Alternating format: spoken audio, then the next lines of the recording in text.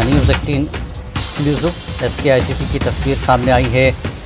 News 18 JKLS के पास exclusive तस्वीर SKICC की तस्वीर सामने आई है। इजलास की तमाम तैयारियां मुकम्मल, कल से शुरू होगा सरबराही इजलास। G20 वेनू की पहली तस्वीर सामने आई है और न्यूज़ 18 JKLS के पास एक्सक्लूसिव तस्वीर सामने आई है।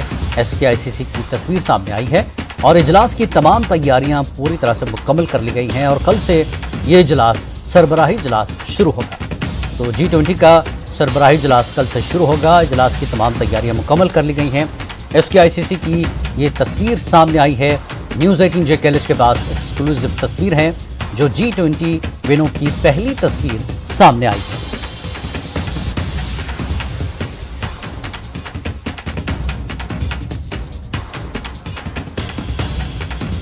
एक बार फिर हम आपको बता दें, एक्सक्लूसिव तस्वीर है G20 की जो सामने आई है। न्यूज़ 18 JKLS के पास एक्सक्लूसिव तस्वीर है SKICC की ये तस्वीर।